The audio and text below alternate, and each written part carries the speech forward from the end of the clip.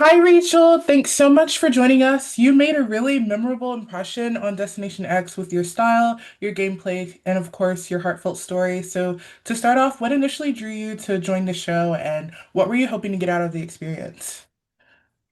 I was hoping to get money out of the experience, and that is also what drew me to the show. I'm like, $250,000. Listen, I'll do a lot of things for $250,000, and I'm not a glamping girl.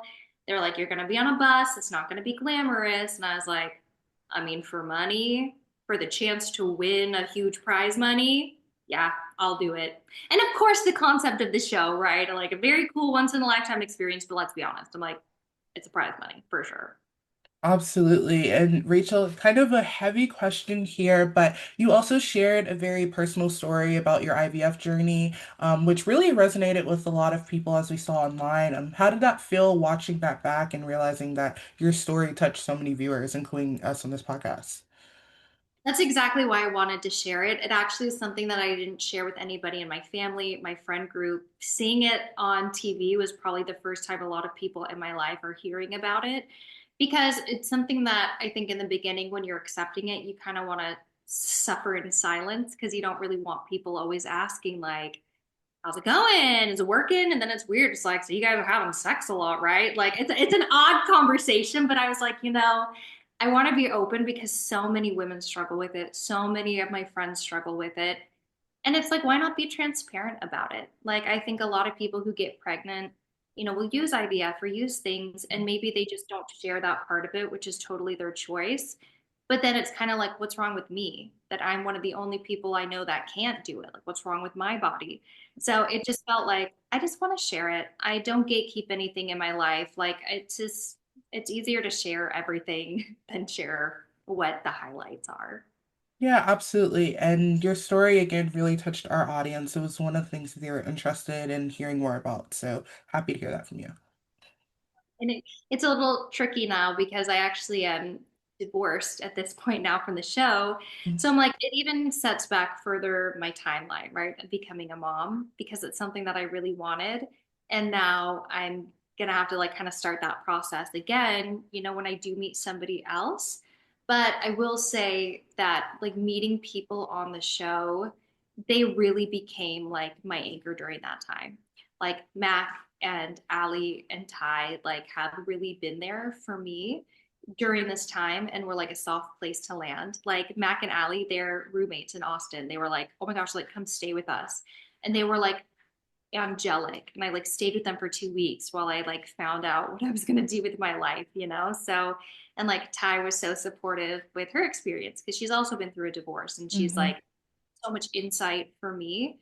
So who would have thought these people that I met on a bus that I was trying to compete against, that I was like, we probably won't be super close friends in the real world, have become like, they like mean everything to me now. So it was just really cool to see that.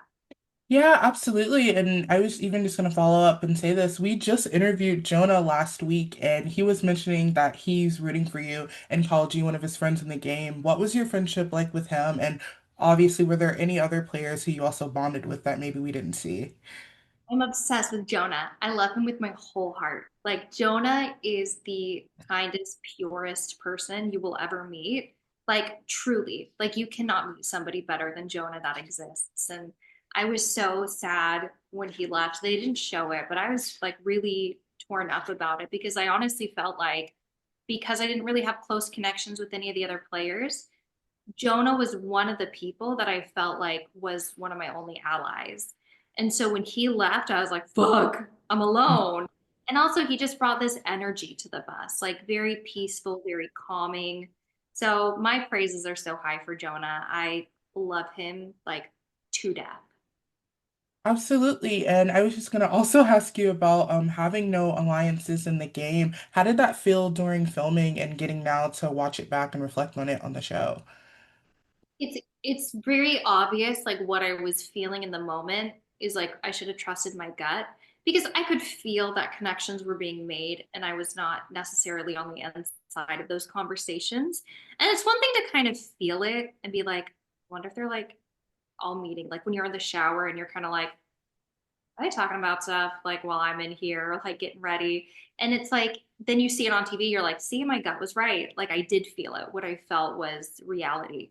And I think it's just was a good lesson on trusting your gut with a lot of things because like you can feel that, especially too with some of the answers in the map room. I didn't always go with what my initial gut feeling was.